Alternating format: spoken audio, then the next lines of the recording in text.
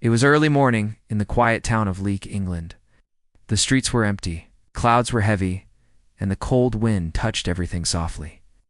It was a special day in the town, but not a happy one. People had gathered at St. Thomas Church to remember someone they had lost. That person was Sergeant Daniel Price. He was just 27 years old when he died while serving in Afghanistan. He'd grown up in Leek, gone to school there, played football in the fields, and joined the army with dreams of protecting others. He had always said, "I just want to help. I want to make a difference." Now he was gone. The town had come together to remember him. His mother, Helen Price, stood quietly near the front of the church. She was holding a photo of Daniel, her only child. Her hands shook slightly, but she stood tall. She had cried for many nights, but this day wasn't about crying. It was about honoring her son. The church was filled with people. Some wore military uniforms, others were just neighbors. There were no reporters, no cameras, only love, sorrow, and silence. The vicar stood and spoke gently about Daniel's life. He was brave, he was kind, he gave his all. Then a young girl from the school sang Amazing Grace, and many people wiped tears from their eyes. The sound echoed through the old stone walls and made everyone remember how much they had lost. Then came the surprise no one saw coming. Just as the last prayer was being spoken, a black car rolled up quietly in front of the church. It didn't make noise. No one had seen it coming. The doors opened slowly. Two people stepped out. It was Prince William and Princess Kate. There was no security in front. No news crew. No warning. The people inside the church gasped. Some stood still. Some whispered in disbelief. Helen dropped her eyes to the floor, shocked. She had not been told. Nobody had. But there they were, walking slowly, respectfully. Towards the church steps. They didn't come as royals that day. They came as people who cared. William wore a simple black coat. Kate wore a long, quiet dress. They walked together through the middle of the church.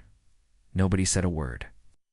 The sound of their steps was the only thing people could hear. They didn't go to the front or take seats on stage. They walked straight toward Helen. William stood in front of her and looked at the photo in her hands. His voice was low and warm. "This is Daniel?" he asked. Helen nodded. She could barely speak. Her eyes filled with tears again. Kate gently held Helen's hand. "We read about him, about who he was. We wanted to come not as guests, but as people who feel your pain." Helen whispered, "He always looked up to you, kept a photo of you in uniform on his wall." William smiled sadly. "He's the real hero here." There were no fancy speeches, no cameras flashing, but the room was full of emotion. People in the back were crying softly. One man, a war veteran, placed his hand over his heart and said, "This is something I'll never forget." The couple stayed for the rest of the ceremony. They didn't rush. They didn't try to take attention. They simply stood beside the family, listening, nodding, crying with them. After the service, didn't leave quickly. They spoke with the children. Kate knelt to speak to Daniel's 10-year-old niece Lily, who was sitting quietly with her. Mother Kate smiled. "Do you miss your uncle?" Lily nodded. "Used to call me his star." Kate hugged her gently and said, "That means you're very special. He'll always be with you, every time you look up." Nearby, William shook hands with an elderly man who had once trained Daniel. "I didn't think anyone would come like this," the man said. "Not from your world," William replied. "That's just it. We're not from different worlds when it comes to loss." The town had never seen anything like it. It wasn't just the visit. It was the way they made everyone feel. They didn't act like royals. They acted like family before leaving. William placed a single white rose next to Daniel's photo and said quietly, "We will remember." As they walked out of the church, people stood, not because they were told to, but because their hearts told them to. No one clapped. No one took out their phones. There was only silence. Respect. Helen stood at the doorway, holding the rose that Kate had handed her before leaving. She whispered, "Daniel, they came. For you. You mattered." Outside the church, the sky had started to clear. A soft ray of sunlight touched the steps where William and Kate had just stood. Felt like something bigger than words, The black car pulled away slowly. Still no cameras, still no fanfare. Just quiet. And hearts that had been changed. Later that day, the story began to spread, but not through news channels. It spread through whispers, through warm conversations, through tears and stories shared at dinner tables. Did you hear? People asked. They came. They stood with us. At the local cafe, an old couple who had lost their grandson in the war sat in silence, holding hands. The wife said, "I feel seen." Children at school drew pictures of the moment. A boy drew a crown, a heart, and a pair of boots. Underneath, he wrote, "Thank you for walking with us." By evening, Helen sat in her quiet home, the white rose now in a glass beside Daniel's photo. She stared at it, remembering every detail of the day. There were still tears, but they weren't the same. They weren't only for loss, they were also for comfort, for love, for the power of someone showing up, not for attention, but for truth. Daniel had said once, "It's not the big things that change the world. It's the little ones, done with heart." That day, two royals had walked into a room not to be royal, but to be real, to feel, to hold, to remember. And in doing so, they had left something behind that no crown could give hope. The town was still in shock the next morning. People talked about it in bakeries, small shops, and on quiet benches. No one could believe it. Prince William and Princess Kate had walked into their tiny remembrance event like ordinary people, but left behind an unforgettable memory. Mary Dawson, the mother who had lost her son Thomas, didn't sleep much that night. She kept looking at the flowers William gave her. She had placed them in a vase right beside Thomas's photo.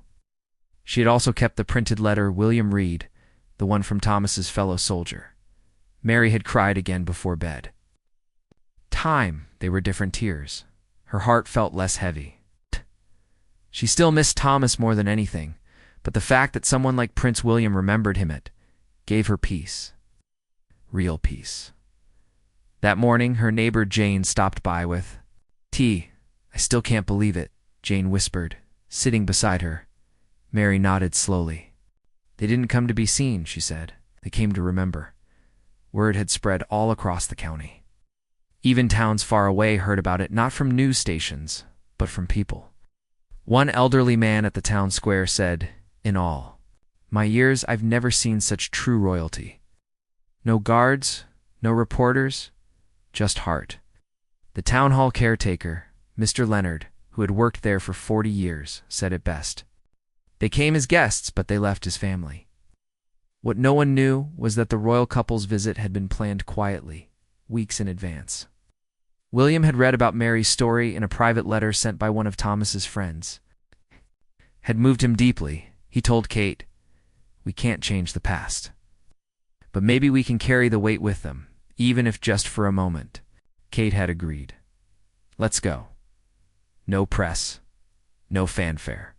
Let's go with hearts only." That was the spirit they brought with them. And now it had left a lasting effect. By the second day, flowers started appearing around the war memorial in town. Not from organizations, but from people. Young children, old veterans, even shopkeepers came and placed small notes or simple wildflowers, remembering not just Thomas, but all the lives that had been lost. In a small cafe near the market, Sarah, a teenage girl, drew a sketch of Prince William, placing the flowers. Her drawing went viral online, not because it was famous, but because it was full of emotion. You could see the quiet respect in his face. Soon after, Mary was invited to speak at a local school. At first, she was nervous. She hadn't spoken in public since Thomas's funeral, but something had changed inside her. The visit gave her strength. Standing before the children, she held Thomas's photo and said, "You might not know all the names on that memorial, but each one had a mother, a father, a story, and they still live through love." The students listened quietly. Many wiped away tears, and when she finished, the room gave her a standing applause. Later that evening, Mary sat on her porch, looking at the sky. Sun was setting slowly, casting a warm orange glow. She remembered how Kate had looked at her with such kindness, like a sister. No words could explain it, but she felt it. She took a deep breath and whispered, "Thank you, Thomas. Thank you for being brave. Thank you for making me strong." Just then, the postman arrived. "You've got something special today," he said, handing her an envelope with a golden seal. It was from Kensington Palace. Her hands shook as she opened. Inside was a handwritten note. "Dear Mary, we wanted to thank you for letting us share a small piece of your story. Thomas lives in our hearts now, too. With deep respect, William and Catherine." Along with the letter was a copy of the soldier's message that William had redonned a photo of the flowers they had placed beside Thomas's portrait. Mary held the letter to her chest. "He's remembered." She whispered, "Truly remembered." By the end of that week, something beautiful happened. The town, once quiet and tucked away from attention, became a symbol of quiet honor. Not for fame, not for news, but for how love and kindness, even from those in high places, can touch the deepest corners of ordinary hearts. The mayor held a small meeting and said, "We will plant a tree at the town hall, not just for Thomas, but for all, and we'll name it the Tree of Honor." On the day of the planting, children brought notes tied with red ribbons. Veterans stood with hats over hearts. Mary was asked to place the first shovel of dirt, with tears in her eyes. She looked up and said, "For every child who didn't come home, and for those who never forgot." And just then, a new letter was read aloud from the palace. "This tree grows strong, like the love in this town. We'll never forget." William and Catherine, the crowd clapped softly. Light breeze blew. Felt like Thomas was there. That night, Mary walked home under a sky full of stars. She wasn't alone in her heart anymore. Her story had been heard. Her son had been honored. Her pain had found peace. Months passed since that unforgettable day when Prince William and Princess Kate quietly entered the remembrance event in Lavenham. But the moment never faded from the town's heart. It had become part of the town's story, shared in quiet. Conversations, school drawings, and even whispered prayers. The tree planted in front of the town hall had begun to bloom. Though still young, its roots had taken hold.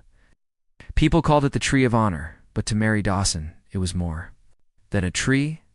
It was a symbol that her son Thomas and others like him were not forgotten. Every morning, Mary walked by the tree and placed a small flower beneath it. Sometimes she left wild daisies, other times roses, but each flower held a memory.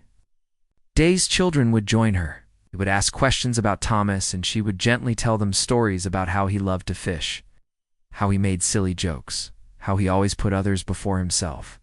People listened because her words came from the heart. No fame, no camera, just truth. One day an unexpected letter came again. It was from the palace. At this time, it wasn't just for Mary. It was addressed to the whole town of Lavenham. The letter read, "Your quiet strength has touched us deeply. What we witnessed was not sadness, but true love for your fallen, for each other. We would be honored to welcome you to the palace, to continue remembering those we've lost together. With love and respect, William and Catherine." The town was shocked. No one had ever been invited to the palace like this. The mayor called a meeting and said, "This is not just an honor, it's a moment of healing for everyone who has carried pain silently for years." They decided Mary would speak on behalf of the families. At first, she hesitated, but something in her heart told her she had to go, not for herself, but for Thomas. The palace visit was quiet, just like the remembrance event. No loud announcements, no media flashes, just simple respect. As the townspeople arrived, the palace staff welcomed them with warm smiles. The royal garden was filled with soft music and gentle sun. In the center was a display photos of soldiers from towns across the country, including Thomas's. Mary stood beside Thomas's photo. She was dressed simply, holding the same framed picture she had always carried. Then William and Kate walked in again, not as royals, but as people. As friends, Kate greeted the children, and William went to the veterans and listened to their stories with care. Then they both approached Mary once again. "You made this happen?" William said softly. "No, Mary replied, reminded us. Not alone. Later, in a quiet moment, Mary was invited to speak. Her voice was soft but clear. We all carry memories, all carry pain. But when someone sees that pain truly sees, it becomes lighter. Prince William and Princess Kate did not have to come to us, but they did. And in doing so, they helped carry what we could no longer carry alone. The crowd stood in silence. Some held tissues, others closed their eyes. Even the palace staff were moved. After her speech, something even more special happened.